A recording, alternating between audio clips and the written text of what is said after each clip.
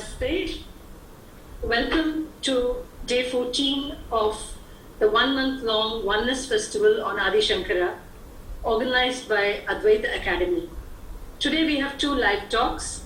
The first talk is by Bharat Gupji on SAUNDARYA LAHARII, and the second is by Sri Venugopalan Shankaran on the contributions of Shankara to Bharat.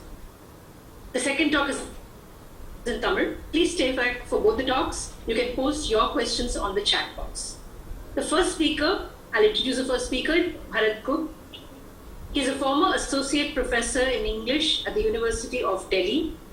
He is an classist, theatre theorist, sitar and sur bahar player, musicologist, cultural analyst, and newspaper columnist. Really speaking, a Renaissance man.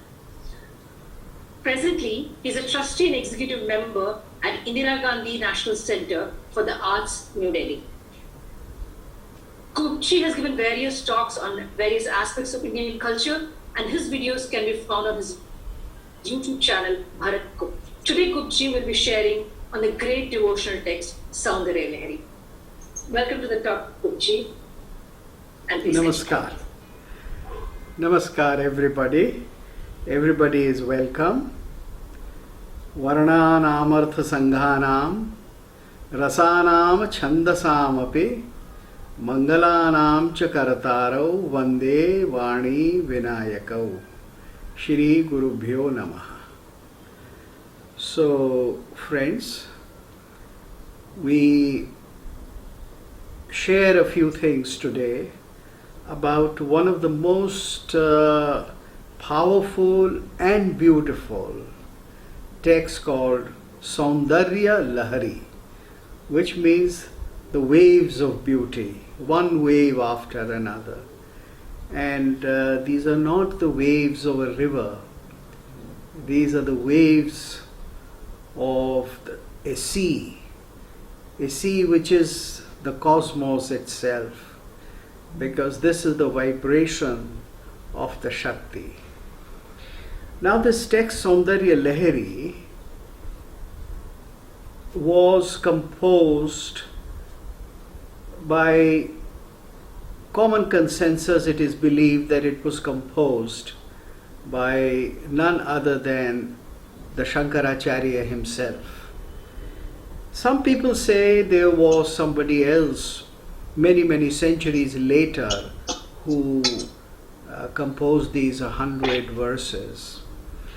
Now, to my mind, that question of authorship is not so important. What is most important is that this text in tradition has become part of the sadhana of Advaita Darshana, particularly in South India. And the significance of this text is that it is a text of Tantra, and the Tantric tradition of Advaita is represented by a whole system of thought in the South particularly, and that tradition is called Samayachara. This Samayachara is also called the right hand road or the Dakshina Marga, in contrast to the Vam Marga. The Vam Marga, which uses a different method of sadhana. So the Samayachara is also sometimes called the Vedic Parampara, the Parampara which worships Shakti and Kundalini through a particular method of entering with the Kundalini. Now, there are two aspects to this text. One is the text as a stotra. Stotra, which is the praise of Devi, which begins with the first verse, Shivaha Shaktya Yukto Yadi Bhavati Shaktaha Prabhavitum न चेदेवं देवो न खलु कुशलः स्पन्दितुमपि अतस्त्वामाराध्यां हरिहरविरञ्चादिभिरपि प्रणन्तुं स्तोतुं वा कथमप्यकृतपुण्यः प्रभवति. So it begins with this verse and it ends with another verse, which is the 100th verse. Now, these 100 verses can be divided into two. In most editions that are prevalent, and I use a edition which was published many years ago from University of Hyderabad with the Lakshmidhar Vyakhya. Lakshmidhar was a Vyakhyakar of 14th century. It seems most scholars think that it was the 14th century. And he wrote a very beautiful and profound explanation about this. So that text has in 100 verses the first 41 verses describing the Devi as Kundalini. So in other words, it is the Avyakta Devi. That is Devi in the Nirguna. Nirguna in the sense that it is not something which can be seen with the eyes or with the senses, but can be only experienced after one has gone beyond the first 4 preliminaries of the Yoga Marga, that is Asana, Pranayam, Yam Niyam, Asana, Pranayam, the first 4 steps, and then when one has turned inwards. So when one has entered the stage of Pratyahara, that is, one is not looking upon the world through one's senses, but one has turned inside. And it is that inward journey which begins once the Guru has initiated into it. And it is from that point that this journey would be supervised by the Guru. And it can be undertaken only if you have a Samartha Guru, if you have a Siddha Guru who can take you onto this journey. So the Saundarya Lahari talks about Kundalini, and along with Kundalini, it also talks about the visualization of Devi in terms of Shri Chakra, because Shri Chakra was used in the Samayachar as a major, a very important, what I should say, equipment or a method, a very important method. It was used, the Shri Chakra, to further your sadhana. So the sadhak would also do some practices according to the prescribed method before the Shri Chakra. So in the first 42 verses, we have a description of the Shri Chakra as well, and then of the various stages of Kundalini. Now, in the scope of a small talk like this, we can't go deeply into the various aspects that have been dealt with in this Saundarya Lahari regarding the nature of Kundalini, the power of Kundalini, and the Shri Chakra.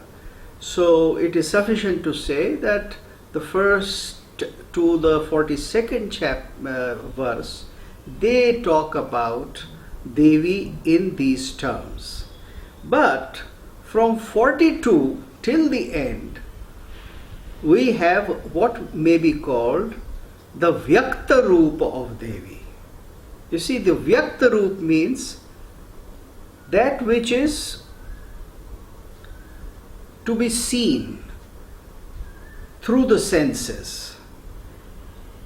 You of course do a dhyan or a concentration on it, but you also see the Devi as Saguna, Devi as a divine woman, Devi as Shiva, Devi as the consort of Shiva, Devi as Shakti, and Devi as the supreme power under which Brahma, Vishnu and Mahesh, all three operate.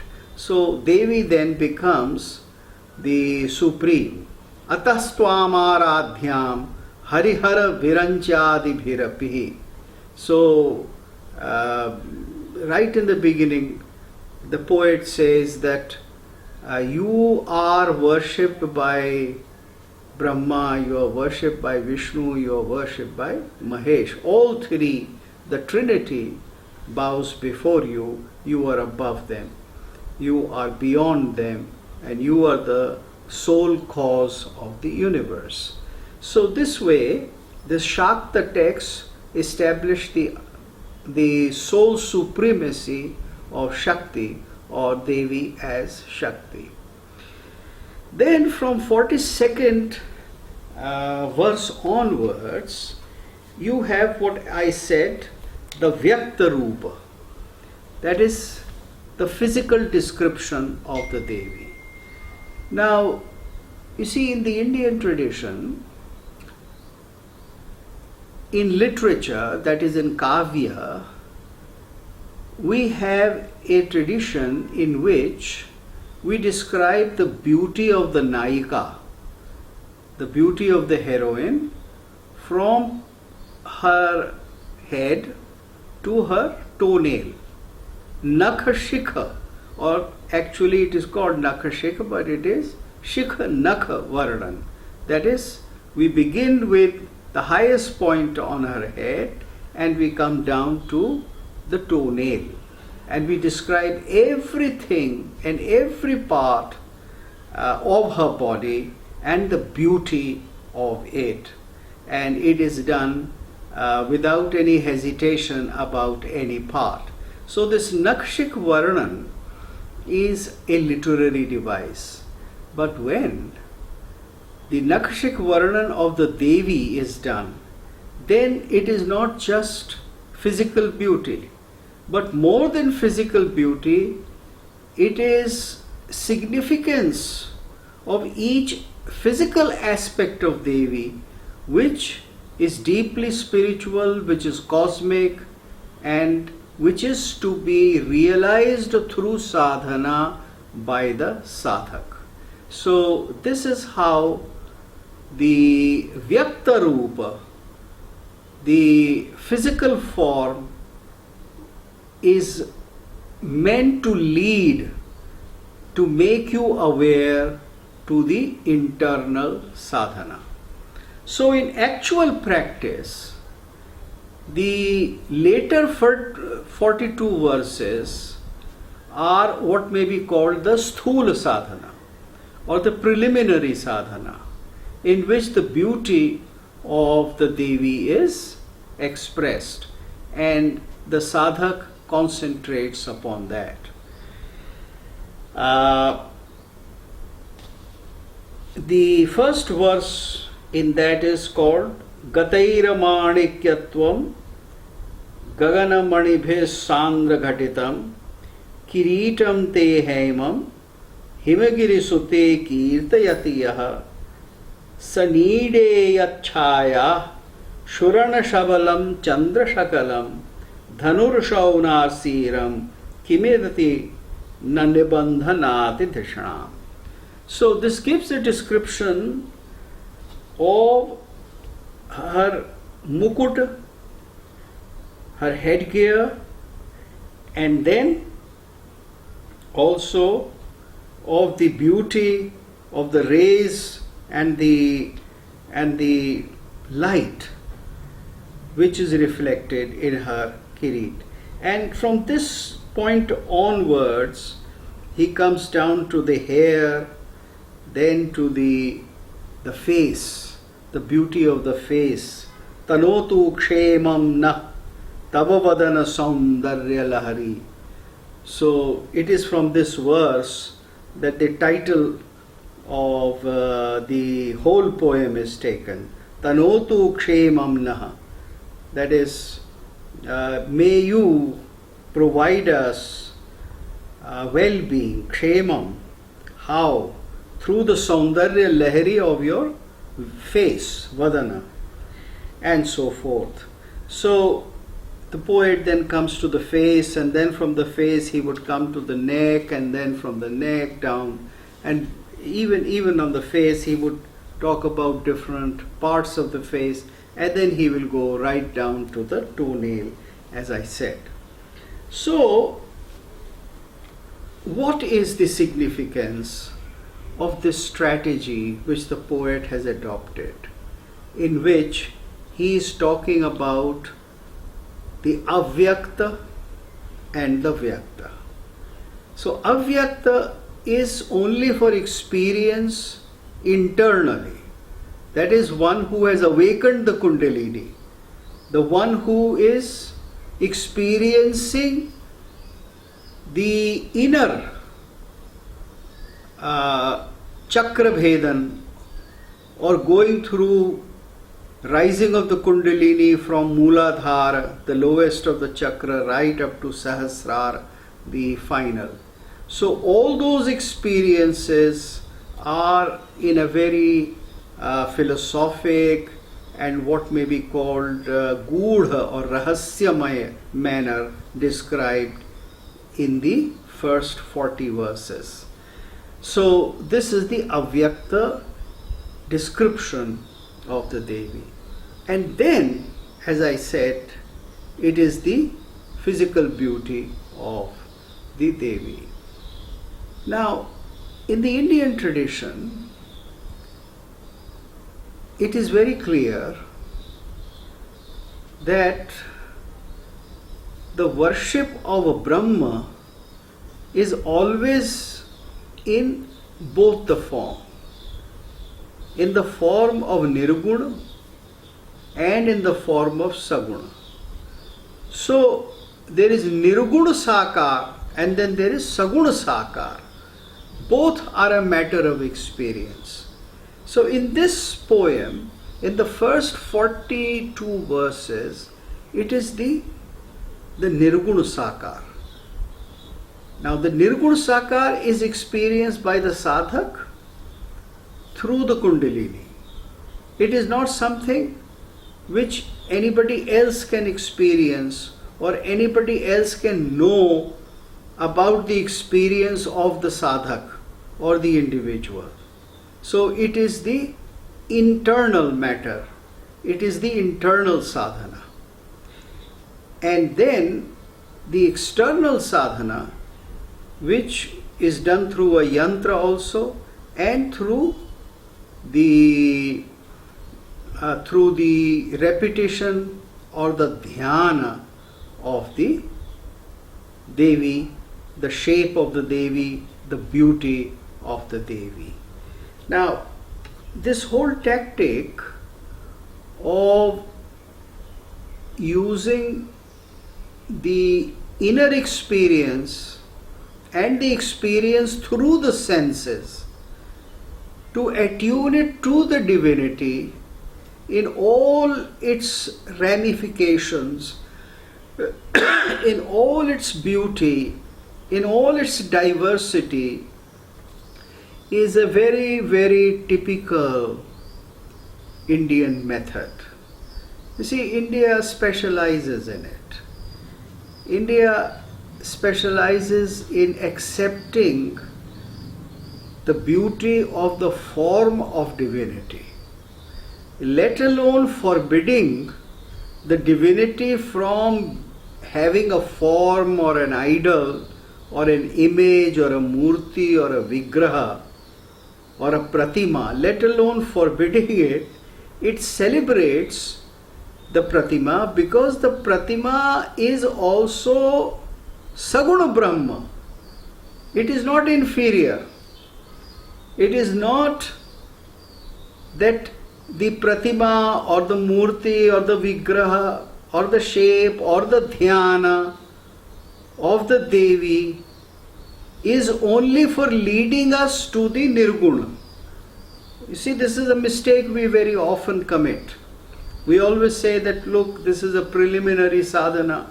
It is meant to take you to the higher Nirguna Brahma, to the formless God, to the monotheistic God. Now, this is not the truth of any Indian philosophic system. In the Indian philosophic system, in the tradition of Upanishads, if Sarvam idam khalu Brahma, if it is said that all that is Brahma, then even the material, the phenomenal, is also Brahma. And so, the Vyakta, the phenomenal, the Murti, the Vigraha, the beauty is also Brahma. Hence, a text like Saundarya Lahari very extensively talks about both the aspect. And it gives both the aspect, the Avyakta and the Vyakta, equally balanced. As a matter of fact, there are 10 more verses for the Vyakta or the physical beauty of the Devi. So, what is to be understood is that both the sadhanas are to be done concurrently. It is not as if one sadhana is the beginner's sadhana and the other is the higher sadhana. No, both the sadhanas are constant, both the sadhanas are there all the time, and both are done together. Now, in the context of Saundarya Lahari, let me give you a bit of information about sadhana, that other than the sadhana of Kundalini, which was done under the guidance of a adept guru, of a realized master, the sadhana of the dhyan of the Devi was done by the sadhak in a particular manner, and that was with the use of yantra and with the use of mantra.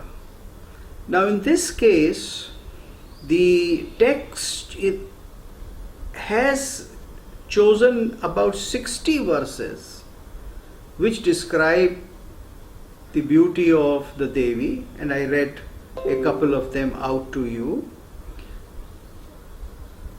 as mantra.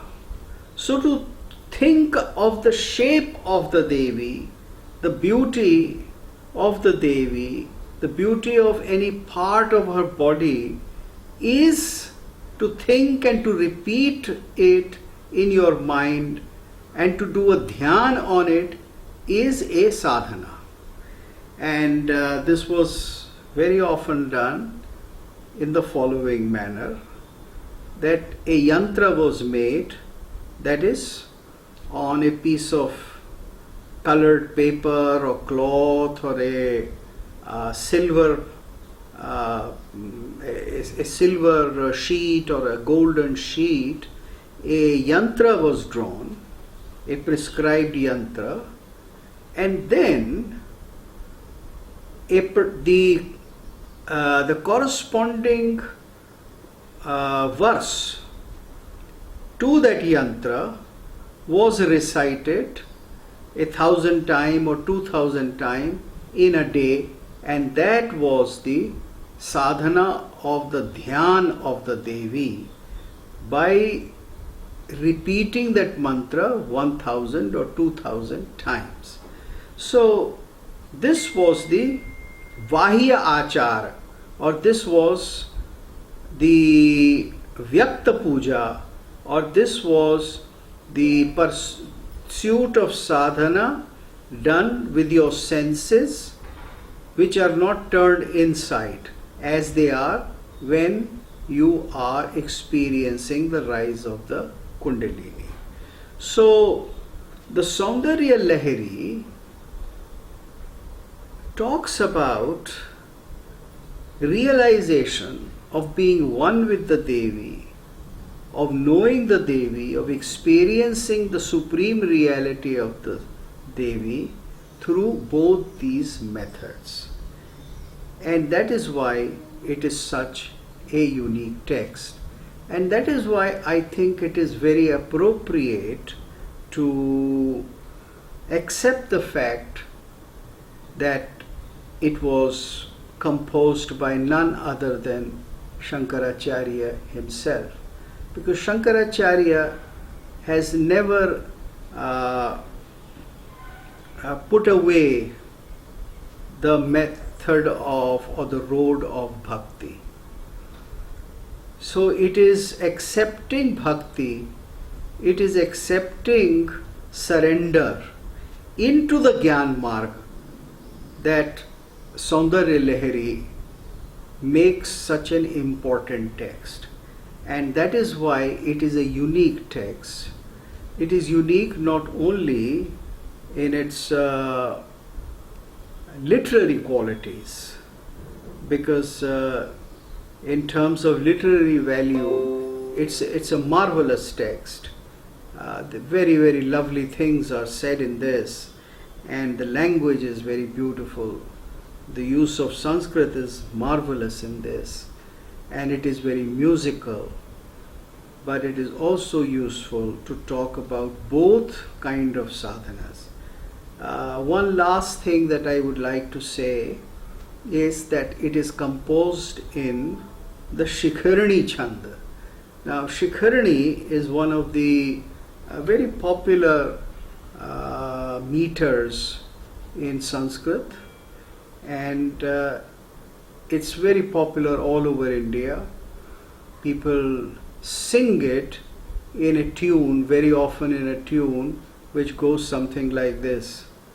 Kada kali mata kathaya kalitala takarasam piveyam vidyarthi tava charana nirani jana jalam. So this is the Shikharani Chanda, and it is sung in this tune. Atastvam aradhyam harihara viranchadi bhirapi. This is the third line of the first stanza. So it is the same chanda which is used for all 100 verses, and it is a text which uses Jnana Marga, Bhakti Marga, Yoga Marga, Kundalini Marga, or you can even say Raja Yoga Marga, and sadhaks of various capabilities and inclination can use the Saundarya Lahari for their spiritual benefit. So I would like to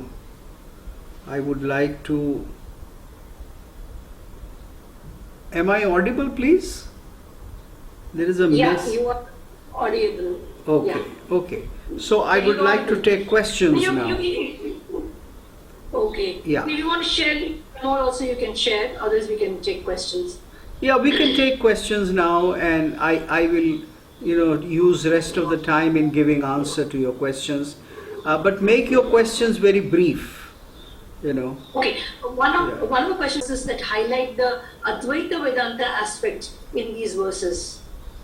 Now look, when you say Advaita Siddhanta, then Advaita Siddhanta, I mean, of the later Vedanta, as you find in Shankaracharya, where he has made the very simple nirupan that the Jeev is none other than Brahma, and it is only because of Maya that the Jeev is separated from the Brahma. Now that doctrine is not taken up here. Now you will ask the question, why is it not taken up? You see, if it is by Shankaracharya, then why does Shankaracharya not refer to his, his typical doctrine, or his real thing? Like, why does he nowhere use the paradigm of the serpent and the rope? Now, the answer to that would be that this is a Shakta text. Shakta means worship of Shakti, which means that in this, devotion to the Devi is the first and the last thing. Because here you cannot have the doctrine of Brahma. Brahmavad नहीं हो सकता यहाँ. Brahmavad, that that Jagat is mithya and Brahma is satya. That cannot be taught here or expounded here, because this is a Shakta text, and according to the Shakta system, this universe is a constant creation of the Shakti and presence of the Shakti, and it is as real as the Shakti itself. So we have to understand this philosophic difference. That is why that very standard doctrine cannot be propounded here. Yeah. Very good. Yeah. One question, Yes. just that Ravi Shankar ji says it's an excellent presentation. Guruji, can you elaborate on one or two poetic expressions of Adi Shankara that you liked in Saundarya Lahari? Oh, you mean the poetic expression? You verses, mean yeah, the verses? Any verses which expressions? Yeah. Any expressions that caught your eye? Yes, one of my favorite verses is Kada Kale Mataha Kathaya Kalitalak Rasam Pibeyam Vidyarthi Tava Charan Nirane Janajalam Prakritya Mukanamapi Cha Kavita Karanatayah Kada Dhatte Vani Mukha Kamal Tambul Rasatam. Now this is a very devotional verse. He says, Kada Kale Mataha Kathaya. Mother, just tell me, when will this happen? Kada Kale Mataha Kathaya Kalita Lattaka Rasam Pibeyam Vidyarthi. That I am your Vidyarthi. When will I drink? What will I drink? Pibeyam Vidyarthi Tava Charan Nirane Janajalam. When will I drink the water which flows after your feet has been washed? So when will I get to drink your Charanamrit? Then he compares it. Kada Kale Mataha Kathaya Kalita Laktakarasam Pibeyam Vidyarthi Tava Charana Nirane Janajalam Prakritya Mukanam. Those who cannot even utter a word, those who are dumb, Prakritya Mukanam Apicha Kavita Karanataya, they can recite poetry. They acquire the power of reciting poetry, although they may be born as deaf and dumb or dumb. Kada dhatte vani mukha kamal tambul rasatam. And when will I get this special power of Saraswati? And what is this Saraswati? This Saraswati is like the beetle which is in your mouth. See? So it is the beauty of it is the beauty of the power of Devi's Tambula, rasa, which will give a rasa of poetry on whom Devi has showered her kripa or benediction. So this is Kada Kale Mata. Now, almost every verse in this text is beautiful like this, and it's also very philosophical. You see, when he talks about the physicality of the Devi, the physical beauty of any part of the Devi, then Devi is there not just as a body, but she is a symbol for a metaphysical reality also. So, if you describe the hair, then you describe the expanse of the hair.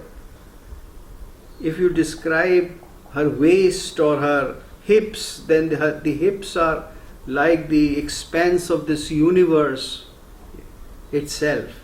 So it is a text in which symbolism dominates, and it is a profound symbolism. It's a symbolism which describes a particular doctrine, the Shakta doctrine of the Samayachar, and it is also a symbolism which is beautiful in terms of literary descriptions. So the whole poem is written this way. Actually, one of the participants wanted to know which verse this is so that they can look up the text, the verse that you shared. Well, I'll have to search for it. It is towards the end, Kada Kale Mataha.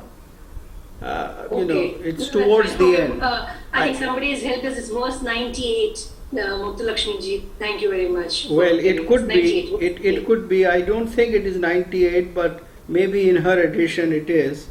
But it is towards the end, I know. So I can take some more examples, but then it would take a lot of time. Maybe we can take one or two other questions. Yeah. We have one more question. Yeah. Yogendra Kumarji asks, why is it necessary for the author to emphasize both Nirgun and Saguna forms of meditation? Why can't one or the other be the path for meditation? He's asking. I mean, why is the author giving both according to... Well, you see, in the Indian tradition, the constant presence of both is described in all our major texts. And there is a philosophic reason for it. You see, unlike the Abrahamic traditions, which insist upon only nirgun or monotheism or something beyond the world, the whole Indian doctrine is sarvamidam khalu Brahma, that everything is Brahma. So if everything is Brahma, then this phenomenal world is also Brahma.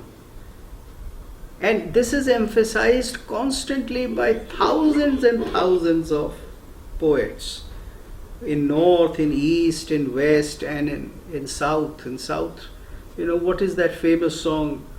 Jagadodharana Adisitala Yasoda. So what is Purandar Das talking? He is saying that this Nirguna Brahma is playing in the lap of Yashoda. This Brahma is there as physically as a child, and it is no different. So this whole acceptance of the Supreme as something human, as something avatarit, as something which we can touch, as something we can approach. So similarly, in our sadhana, in coming close to the Devi, we can use the yantra, we can use the mantra, we can use the dhyana, and we can use the kundalini also. And even those who practice the kundalini sadhana, they also do the saguna sadhana. It's not that only one is done. The tradition has been that way. And those who have done that sadhana have always talked about the beauty of this world as well. In our times, like Shri Aurobindo, he talked about the supramental being, but the supramental being and the Shakti had to come, for him was descent of the supramental. That everything becomes beautiful, that the world is also made beautiful. Yeah. Any more questions? One more question, which is Sri Lalita Brahmandakara Vritti. Please comment on this view. On what? Please repeat. I think they want to ask about this. Sri Lalita is according to this person, Sri Lalita is a Brahmandakara Vritti, and they just wanted your comments on this view. You see, Sri Lalita has been described in different traditions in very different ways, and it is talked in certain other texts. It's not part of the SAUNDARYA Lahari, but Lalita as what is Lalit and what are the different kalas. There are innumerable descriptions in various different texts, and in the north also Lalita in the context of Krishna and Radha becomes a Sakhi of Radha. So all these philosophic uses of the Lalit or the beautiful or the one who only watches, the Sakshya Bhav, they have been used very differently. But in Saundarya Lahari there is no very specific doctrine of Lalit or Sri Lalita. Yeah. So largely it is the Sri Chakra and the Kundalini and the physical form of the goddess that is described in the Saundarya Lahari. Yes. Okay. So this is a combination of the whole sadhana of the Shri sadhana of the Samaya, what was called the Samayachar. And this was the right hand sadhana as different from the left hand sadhana or the Vam Marga. So there's one thing I wanted to ask is, can people just read up this text on their own, or do we need any guidance from a Guruji even read this text? No, you should always read the text, enjoy the beauty. It's available in translations. There are different vyakhyas. I think one of the Shankaracharya of Kanchi, the senior one, had written a very beautiful commentary on it, a very profound and extensive commentary, and one should study and read it as much but as possible to understand the whole doctrine. But as is always said, that when you embark upon some kind of a yogic sadhana, then it is at that point that you need a teacher. That should not be done just by reading books. That's true. Yeah, just like, to take a very simple example, you cannot learn music by reading books. You need a music teacher, you need a music guru, you need somebody who sings or plays an instrument to teach you. So similarly with yoga, that this is... Now I see a question here, that is it true that Adi Shankara received the first 41 verses? It has disappeared. What is the whole question? The question is it true that Adi Shankara received the first 41 verses from Lord Shiva in Kailash? Well, these are different traditions. I would say that he must have received all the 100 verses. Why leave out the rest of the verses? You see, I mean, it is true that these 41 verses, as I told you, they are about Kundalini. They are about the experience of Kundalini. And it is from the 42nd verse, from the Kirita, from the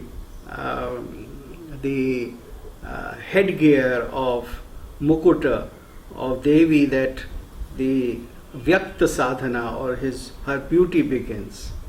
So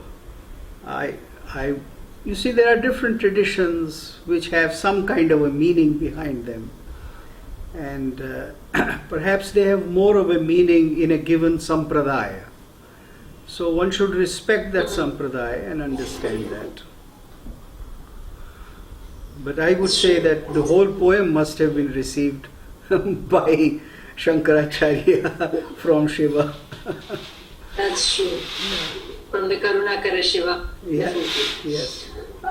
Is there anything else you would like to add as we come to the end of the session? And is there anything else you want to say as closing comments? Well, I would say that there are different persons who have sung this Saundarya Lahari. So if you can find some good recitations of it, then try to listen to them, play them, because just listening to the beauty, or rather listening to the text, is something wonderful, and it is something that protects you.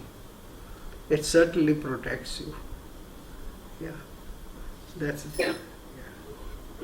Yes, thank you so much, Gupji. As you shared in your words, when will we get to drink this water which is used for washing the goddesses' feet? We managed to get a few sprinkles today, thanks to you, and I hope we are blessed to get more and more of this, the knowledge of this wonderful verse. We thank you very much for sharing this knowledge with us, and we hope we can meet up with you at some other point, at some other time also.